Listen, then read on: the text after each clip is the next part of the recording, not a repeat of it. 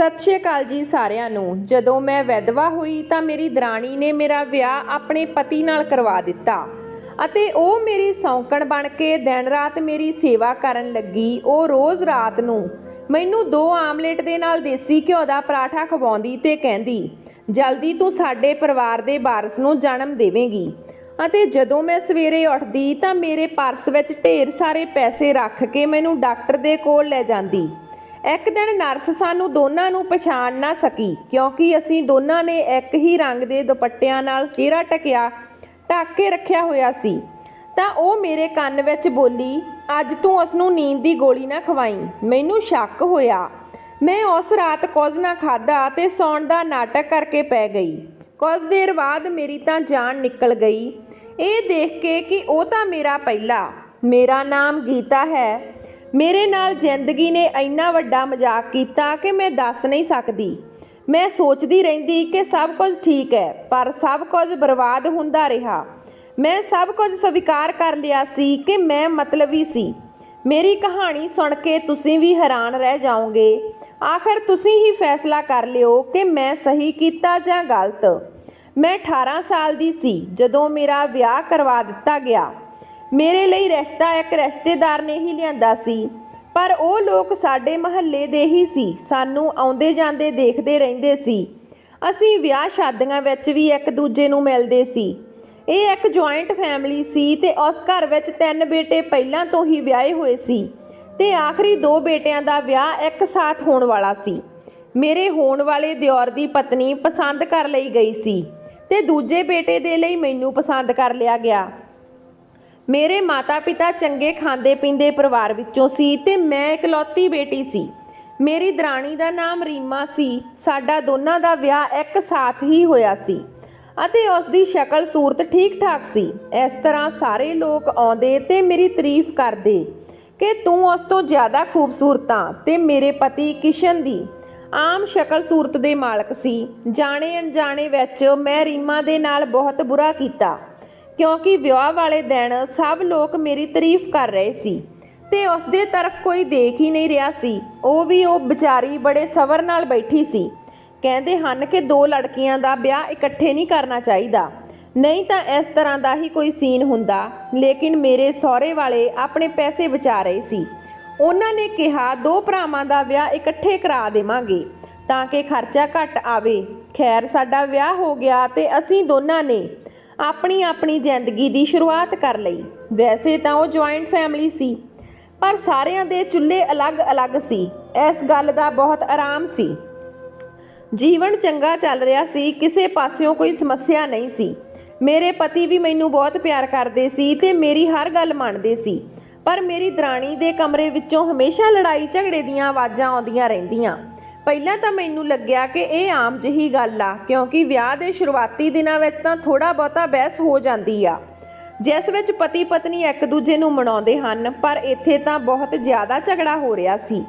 ਮੇਰਾ ਦਿਓਰ ਜ਼ੋਰ-ਜ਼ੋਰ ਨਾਲ ਆਪਣੀ ਪਤਨੀ ਦੇ ਰੋਹਬ ਝਾੜਦਾ ਰਹਿੰਦਾ ਸੀ। ਜਦੋਂ ਇਸ ਬਾਰੇ ਮੈਂ ਆਪਣੇ ਪਤੀ ਨਾਲ ਗੱਲ ਕੀਤੀ ਤਾਂ ਉਸਨੇ ਮੈਨੂੰ ਕਿਹਾ ਕਿ ਆਪਾਂ ਨੂੰ ਇਸ ਮਾਮਲੇ 'ਚ ਨਹੀਂ ਬੋਲਣਾ ਚਾਹੀਦਾ।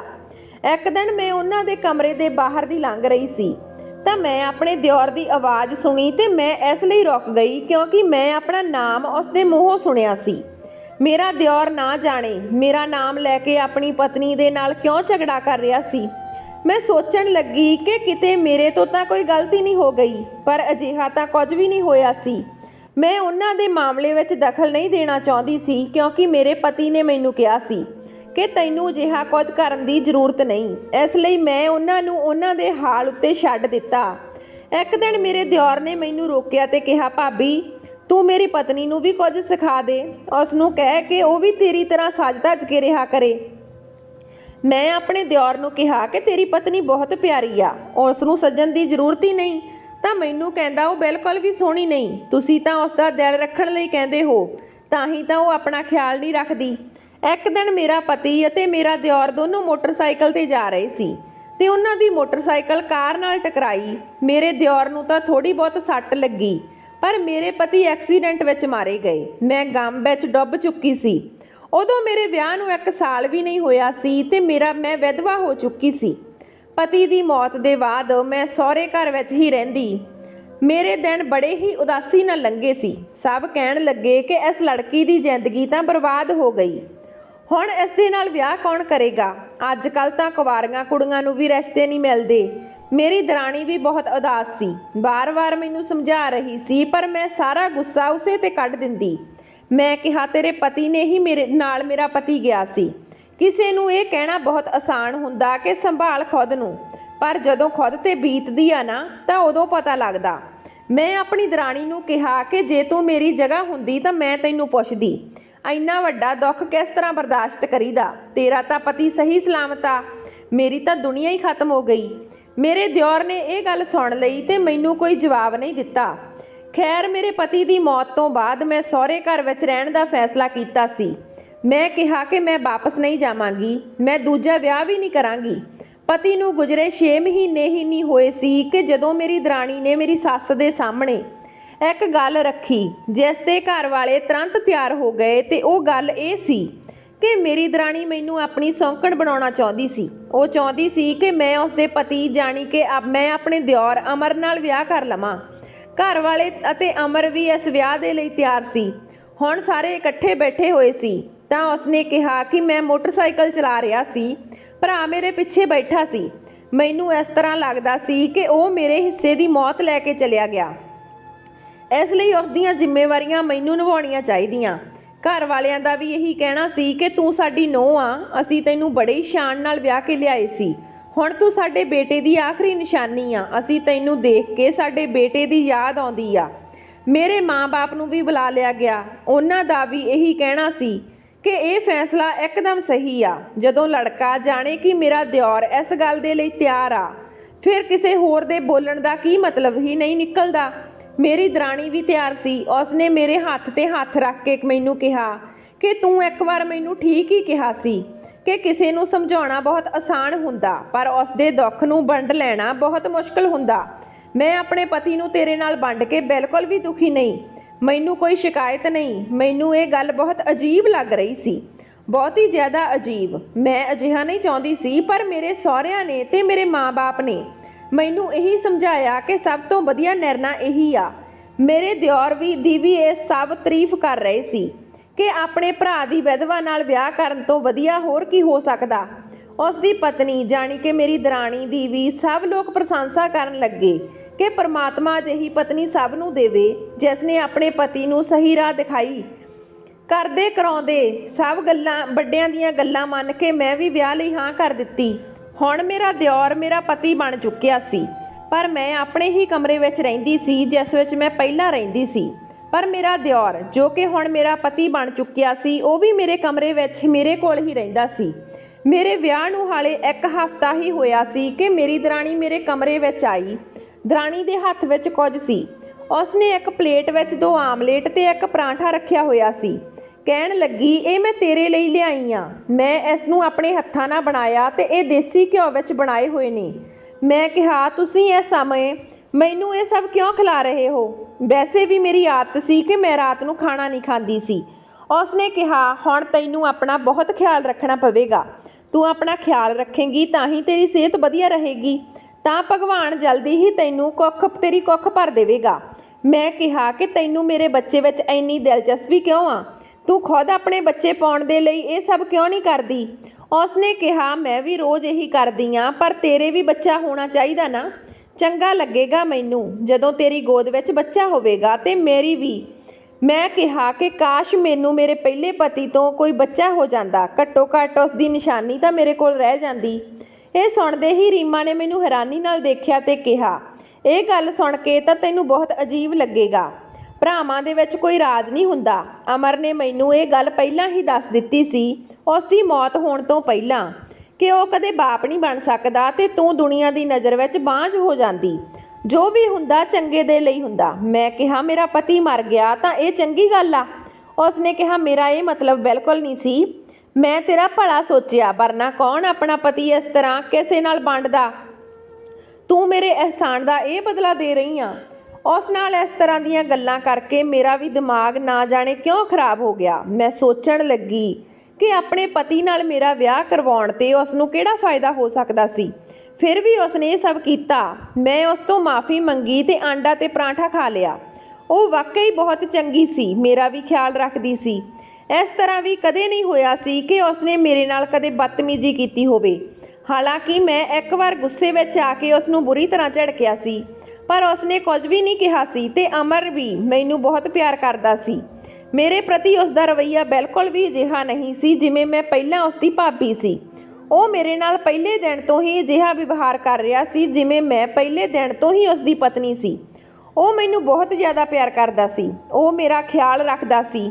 ਕਦੇ-ਕਦੇ ਤਾਂ ਮੈਨੂੰ ਜ਼ਬਰਦਸਤੀ ਉਸ ਨੂੰ ਆਪਣੇ ਕਮਰੇ ਵਿੱਚੋਂ ਬਾਹਰ ਕੱਢਣਾ ਪੈਂਦਾ ਸੀ ਤੇ ਕਹਿਣਾ ਪੈਂਦਾ ਸੀ ਕਿ ਜਾਓ ਆਪਣੀ ਪਹਿਲੀ ਪਤਨੀ ਦੇ ਕੋਲ, ਉਸ ਨੂੰ ਵੀ ਸਮਾਂ ਦੇ ਦੇਵੋ ਜਿਸ ਨੇ ਮੇਰੇ ਲਈ ਇੰਨਾ ਵੱਡਾ ਬਲੀਦਾਨ ਦਿੱਤਾ ਹੈ। ਤੇ ਮੇਰਾ ਪਤੀ ਕਿਸੇ ਛੋਟੇ ਬੱਚੇ ਦੀ ਤਰ੍ਹਾਂ ਜ਼ਿੱਦ ਕਰਨ ਲੱਗਦਾ ਤੇ ਮੈਂ ਕਮਰੇ ਵਿੱਚੋਂ ਜਾਂਦਾ ਹੀ ਨਹੀਂ ਸੀ।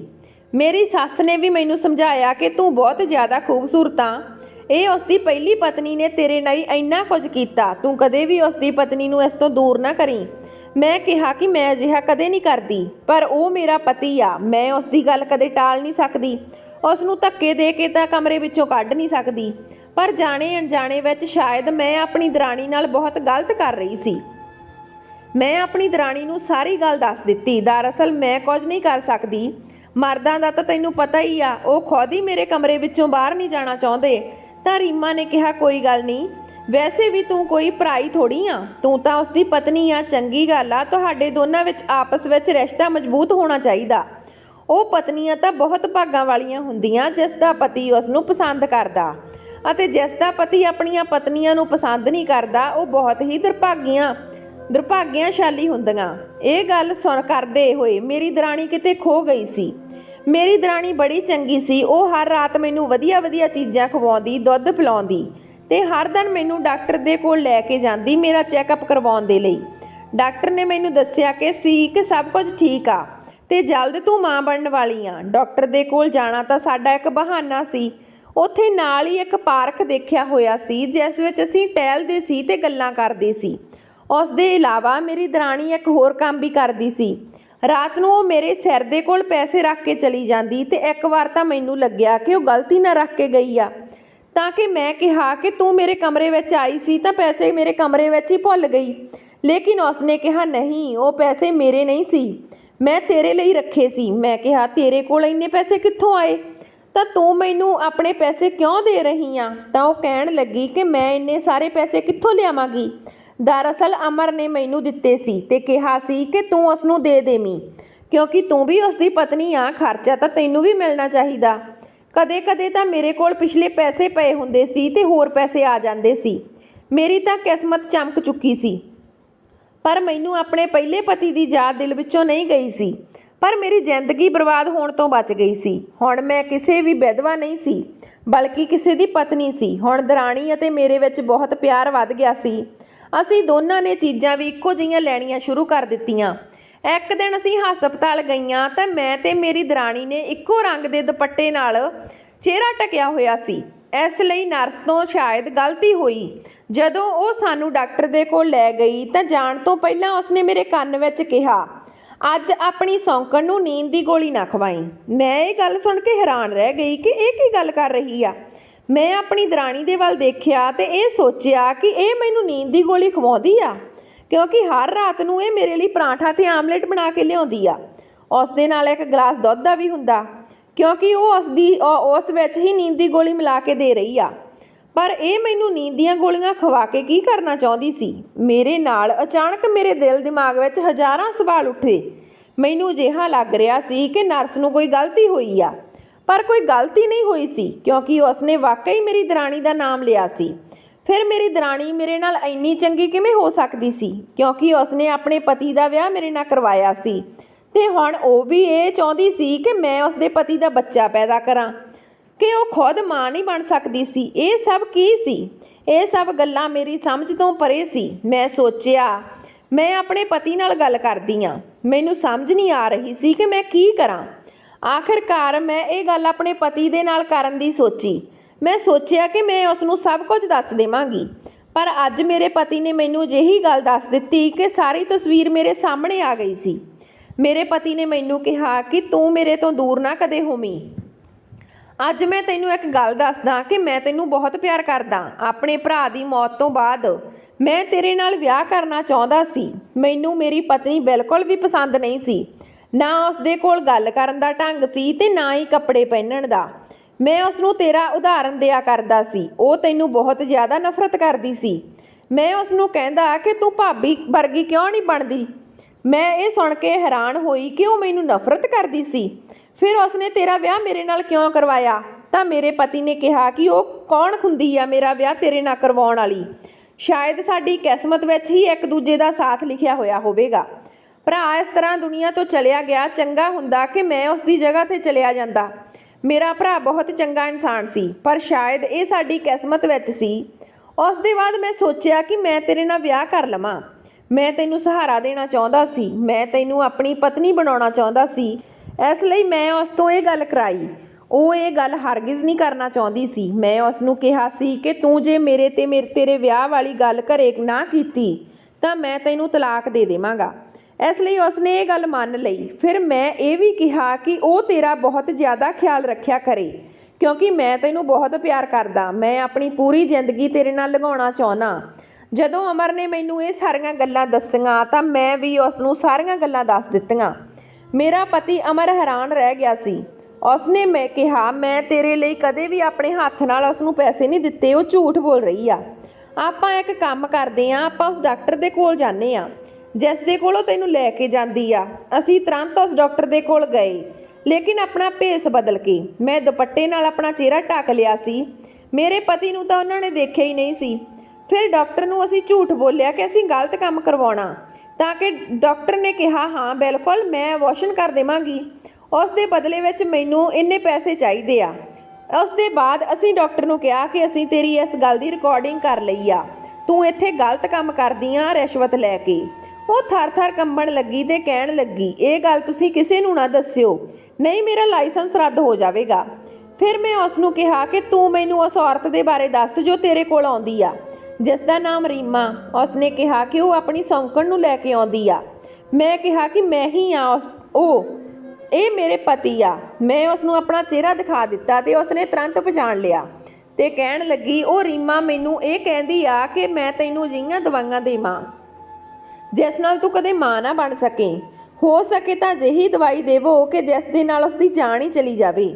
ਇਹ ਗੱਲ ਸੁਣ ਕੇ ਮੇਰੇ ਤਾਂ ਲੂੰ ਕੰਡੇ ਖੜੇ ਹੋ ਗਏ। ਮੇਰਾ ਪਤੀ ਵੀ ਬਹੁਤ ਡਰ ਗਿਆ ਸੀ। ਉਹ ਤੇਰੀ ਜਾਨ ਲੈਣਾ ਚਾਹੁੰਦੀ ਸੀ, ਤੈਨੂੰ ਬਾਂਝ ਬਣਾਉਣਾ ਚਾਹੁੰਦੀ ਸੀ। ਜ਼ਰੂਰ ਉਹ ਤੇਰੇ ਤੋਂ ਬਦਲਾ ਲੈਣਾ ਚਾਹੁੰਦੀ ਸੀ, ਕਿਉਂਕਿ ਉਸ ਦੇ ਸਾਹਮਣੇ ਮੈਂ ਤੇਰੀ ਤਾਰੀਫ ਕਰਿਆ ਕਰਦਾ ਸੀ। ਡਾਕਟਰ ਨਾਲ ਗੱਲ ਕਰਨ ਤੋਂ ਬਾਅਦ ਅਸੀਂ ਸਿੱਧਾ ਘਰ ਪਹੁੰਚ ਗਏ ਤਾਂ ਰੀਮਾ ਸਾਹਮਣੇ ਬੈਠੀ ਸੀ। ਮੇਰੇ ਪਤੀ ਨੇ ਰੀਮਾ ਨੂੰ ਕਿਹਾ ਕਿ ਤੂੰ ਇਹ ਗੱਲ ਸਭ ਕੀ ਕੀਤਾ। ਉਸਨੇ ਡਾਕਟਰ ਦੀਆਂ ਕਈਆਂ ਸਾਰੀਆਂ ਗੱਲਾਂ ਉਸ ਨੂੰ ਦੱਸ ਦਿੱਤੀਆਂ ਤੇ ਕਿਹਾ, ਤੂੰ ਇਸ ਤੋਂ ਮਾਫੀ ਮੰਗ ਤੇ ਕਹਿ ਕਿ ਮੈਂ ਦੁਬਾਰਾ ਇਸ ਤਰ੍ਹਾਂ ਕਦੇ ਨਹੀਂ ਕਰਾਂਗੀ, ਵਰਨਾ ਮੈਂ ਤੈਨੂੰ ਤਲਾਕ ਦੇ ਦੇਵਾਂਗਾ। ਰੀਮਾ ਨੇ ਵੀ ਅਜਿਹਾ ਰੂਪ ਦਿਖਾਇਆ ਕਿ ਮੈਂ ਹੈਰਾਨ ਰਹਿ ਗਈ। ਉਹ ਕਹਿਣ ਲੱਗੀ, ਤੇਰੇ ਤੋਂ ਮਾਫੀ ਮੰਗ ਕੌਣ ਰਿਹਾ ਤੇ ਤੇਰੇ ਨਾਲ ਰਹਿਣਾ ਕੌਣ ਚਾਹੁੰਦਾ? ਆਪਣੀ ਭਾਬੀ ਦੀ ਨਿਗਾਹ ਰੱਖਣ ਵਾਲਾ ਘਟੀਆ ਇਨਸਾਨ ਆ ਤੂੰ। ਨਹੀਂ ਰਹਿਣਾ ਮੈਂ ਤੇਰੇ ਨਾਲ, ਦੇ ਦੇ ਮੈਨੂੰ ਤਲਾਕ। ਅਮਰ ਨੇ ਉਸ ਨੂੰ ਤਲਾਕ ਨਹੀਂ ਦਿੱਤਾ, ਪਰ ਉਹ ਹਮੇਸ਼ਾ ਦੇ ਲਈ ਇੱਥੋਂ ਚਲੀ ਗਈ। ਮੈਂ ਅੱਜ ਵੀ ਉਸ ਦੇ ਬਾਰੇ ਵਿੱਚ ਸੋਚਦੀ ਹਾਂ ਤੇ ਹੈਰਾਨ ਰਹਿ ਜਾਂਦੀ ਹਾਂ ਕਿ ਲੋਕਾਂ ਦੇ ਚਿਹਰੇ ਅਤੇ ਉਹਨਾਂ ਦਾ ਵਰਤਾਵ ਦੇਖ ਕੇ ਪਹਿਚਾਣ ਨਹੀਂ ਪਾਉਂਦੇ ਕਿ ਉਹ ਤੁਹਾਡੇ ਨਾਲ ਕੀ ਕਰ ਰਹੇ ਹੁੰਦੇ ਆ। ਕਦੇ-ਕਦੇ ਬਹੁਤ ਮਾਸੂਮ ਨਜ਼ਰ ਆਉਣ ਵਾਲੇ ਲੋਕ ਬਹੁਤ ਖਤਰਨਾਕ ਹੁੰਦੇ ਆ। ਮੇਰੀ ਦਰਾਣੀ ਦੇ ਦਿਲ ਵਿੱਚ ਜ਼ਹਿਰ ਉਦੋਂ ਬੈਠਿਆ ਜਦੋਂ ਮੇਰੇ ਪਤੀ ਨੇ ਉਸ ਦੇ ਸਾਹਮਣੇ ਮੇਰੀ ਤਾਰੀਫ ਕਰਨੀ ਸ਼ੁਰੂ ਕਰ ਦਿੱਤੀ। ਉਸ ਨੂੰ ਮੇਰੀਆਂ ਉਦਾਹਰਨਾਂ ਦੇਣ ਲੱਗਿਆ ਤੇ ਫਿਰ ਉਸ ਨੂੰ ਕਿਹਾ ਕਿ ਮੇਰਾ ਵਿਆਹ ਕਰਵਾ। ਅਮਰ ਨੇ ਵੀ ਬਹੁਤ ਗਲਤ ਕੀਤਾ ਸੀ, ਪਰ ਰੀਮਾ ਨੂੰ ਇਸ ਦੇ ਬਦਲੇ ਵਿੱਚ ਮੇਰੇ ਨਾਲ ਇੰਨਾ ਗਲਤ ਨਹੀਂ ਕਰਨਾ ਚਾਹੀਦਾ ਸੀ ਕਿ ਉਹ ਮੇਰੀ ਜਾਨ ਲੈਣ ਤੱਕ ਉਤਰ ਆਈ। ਮੈਨੂੰ ਤਾਂ ਲੱਗਿਆ ਇਹ ਸਭ ਦੇ ਬਾਅਦ ਮੈਂ ਮਾਂ ਨਹੀਂ ਬਣ ਪਾਉਂਗੀ। ਪਤਾ ਨਹੀਂ ਉਹ ਮੈਨੂੰ ਕਦੋਂ ਤੋਂ ਦਵਾਈਆਂ ਦੇ ਰਹੀ ਸੀ, ਪਰ ਜਿਸ ਇਨਸਾਨ ਨੂੰ ਇਸ ਦੁਨੀਆ ਵਿੱਚ ਆਉਣਾ ਹੈ ਉਸ ਨੂੰ ਆਉਣ ਤੋਂ ਕੌਣ ਰੋਕ ਸਕਦਾ? ਪਰਮਾਤਮਾ ਦੇ ਆਸ਼ੀਰਵਾਦ ਨਾਲ ਮੈਨੂੰ ਜੁੜਵਾ ਬੱਚੇ ਹੋਏ। ਵਾਹਿਗੁਰੂ ਨੇ ਮੈਨੂੰ ਇੱਕ ਬੇਟੀ ਦਿੱਤੀ ਤੇ ਇੱਕ ਬੇਟਾ। ਵਾਹਿਗੁਰੂ ਦੀ ਕਿਰਪਾ ਨਾਲ ਮੈਂ ਅੱਜ ਆਪਣੀ ਜ਼ਿੰਦਗੀ ਵਿੱਚ ਬਹੁਤ ਜ਼ਿਆਦਾ ਖੁਸ਼ ਹਾਂ। ਮੇਰੀ ਦਰਾਣੀ ਕਿੱਥੇ ਗਈ, ਹੁਣ ਕਿਸ ਦੇ ਨਾਲ ਆ, ਮੈਨੂੰ ਕੁਝ ਨਹੀਂ ਪਤਾ। ਉਸਨੇ ਕਿਸ ਦੇ ਨਾਲ ਵਿਆਹ ਕੀਤਾ ਜਾਂ ਨਹੀਂ, ਇਹ ਵੀ ਕਿਸੇ ਨੂੰ ਨਹੀਂ ਪਤਾ। ਪਰ ਮੈਂ ਕਦੇ-ਕਦੇ ਸੋਚਦੀ ਹਾਂ ਕਿ ਮੇਰੇ ਪਤੀ ਨੇ ਵੀ ਉਸ ਦੇ ਨਾਲ ਗਲਤ ਕੀਤਾ। ਅਮਰ ਹੀ ਉਸ ਨੂੰ ਇਹ ਗਲਤ ਕੰਮ ਕਰਨ ਤੱਕ ਲੈ ਕੇ ਆਇਆ ਸੀ, ਤਾਂ ਹੀ ਉਹ ਇਸ ਹੱਦ ਤੱਕ ਚਲੀ ਗਈ। ਪਰ ਤੁਹਾਡੇ ਨਾਲ ਕੋਈ ਬੁਰਾ ਕਰੇ ਉਸ ਦਾ ਮਤਲਬ ਇਹ ਨਹੀਂ ਕਿ ਤੁਸੀਂ ਵੀ ਉਸ ਦੇ ਨਾਲ ਬੁਰਾ ਕਰੋ। ਚੰਗਾ ਇਨਸਾਨ ਉਹ ਹੁੰਦਾ ਜੋ ਆਪਣੇ ਨਾਲ ਬੁਰਾ ਕਰਨ ਵਾਲੇ ਦੇ ਨਾਲ ਵੀ ਚੰਗਾ ਕਰ ਜਾਂਦਾ। ਸੋ ਦੋਸਤੋ, ਇਹ ਸੀ ਸਾਡੀ ਅੱਜ ਦੀ ਕਹਾਣੀ। ਜੇ ਵਧੀਆ ਲੱਗੀ ਤਾਂ ਲਾਈਕ ਸ਼ੇਅਰ ਜ਼ਰੂਰ ਕਰਿਓ। ਜੇ ਚੈਨਲ ਤੇ ਪਹਿਲੀ ਵਾਰ ਹੋ ਤਾਂ ਚੈਨਲ ਨੂੰ ਸਬਸਕ੍ਰਾਈਬ ਕਰਿਓ। ਮਿਲਦੇ ਹਾਂ ਨਵੀਂ ਕਹਾਣੀ ਦੇ ਨਾਲ, ਤਦ ਤੱਕ ਸਤਿ ਸ਼੍ਰੀ ਅਕਾਲ।